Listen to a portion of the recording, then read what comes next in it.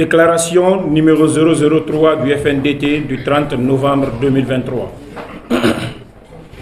Après 2 ans de réformes difficiles et impopulaires initiées par les militaires au pouvoir en Guinée, le Front national pour la défense de la transition, suite à une analyse profonde des actes posés et des réformes en cours, constate que le chronogramme de 2 ans issu de l'accord dynamique entre la Guinée et la CEDEAO n'est plus tenable. Par conséquent, elle encourage chaque acteur à faire ce constat à son niveau pour se préparer collectivement à un dialogue courageux visant à s'accorder sur un contenu non partisan de la transition et à redéfinir un nouveau chronogramme qui tient compte des causes profondes ayant conduit au coup d'état civil de 2020 et militaire de 2021. Ces causes profondes qui n'ont jamais permis l'alternance démocratique pacifique et la prospérité économique sont d'ordre social, économique et politique. Parmi ces causes, nous pouvons citer entre autres 1. Des constitutions guinéennes inadaptées à la réalité locale et qui sont à l'origine de la prolifération de multiples partis politiques n'ayant pas les moyens humains, financiers et stratégiques pour être républicains, transversaux, impersonnels et couvrant tout le territoire. 2. Des fichiers statistiques de la population, source de conflits électoraux et de la mauvaise planification des politiques publiques de développement. 3. Un processus électoral manuel, lourd et biaisé par les interventions multiples entre le bureau de vote et la centralisation nationale. 4.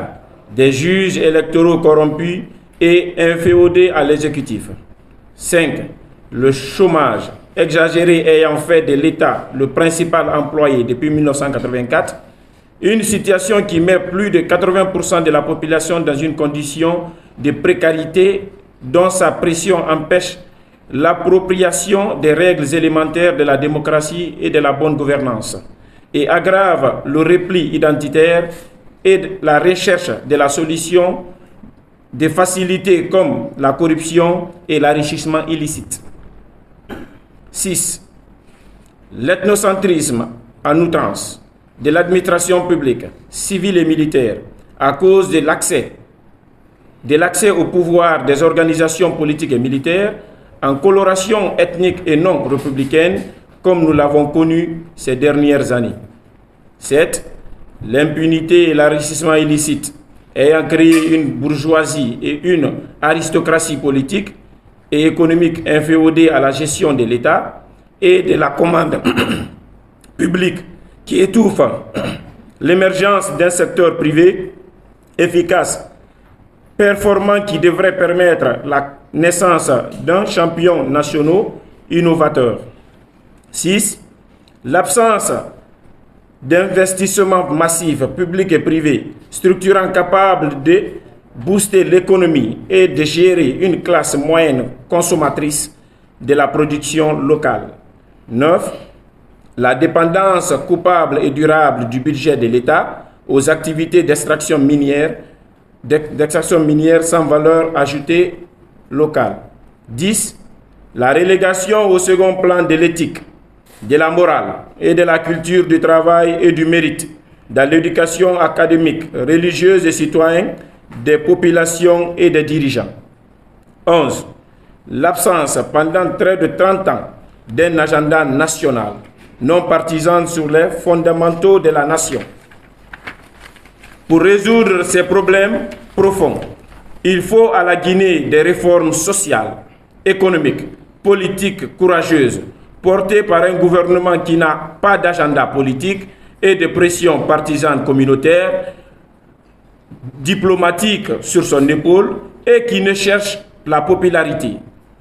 La réalité de la gouvernance de ces 2 ans nous démontre que seul un gouvernement de transition militaire apolitique est mieux placé par ce travail à condition que les Guinéens, dans leur majorité, le confient une mission objective qui ne devrait pas se résumer seulement à l'organisation des élections pour changer le chef, mais plutôt à l'exécution d'un agenda national commun de rassemblement, de refondation, de redressement, de rectification internationale et de repositionnement diplomatique et militaire.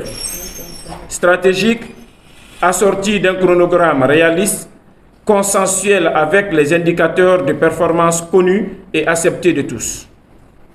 Dans le cadre de ce nouveau pacte national, nous pouvons prendre les 45 recommandations des assises nationales citoyennes et la réforme des forces de défense et de sécurité comme la dimension cohésion sociale de la transition.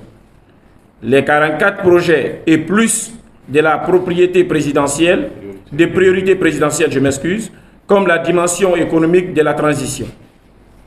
Les 10 étapes du chronogramme de l'accord dynamique avec la CEDEAO pour le retour à l'ordre constitutionnel comme la dimension politique de la transition.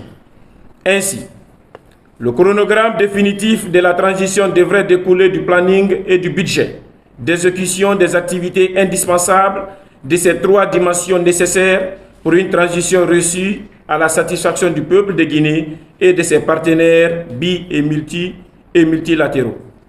Pour ce faire, un dialogue inclusif autour de la même table en Guinée et sans influence sur la justice est indispensable.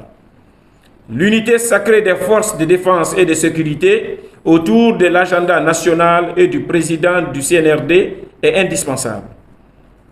Une moralisation sans faille et une gouvernance vertueuse de la gestion publique par l'administration civile et militaire pour construire la confiance entre la transition et les populations est un passage obligé.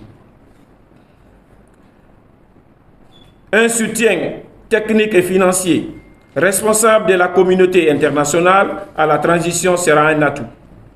Dans l'espoir que chaque Guinéen et ami de la Guinée serait dans la disposition d'apporter sa contribution à la réussite de la transition, nous exhortons le peuple de Guinée à resserrer les rangs pour la construction de la paix et de la cohésion sociale.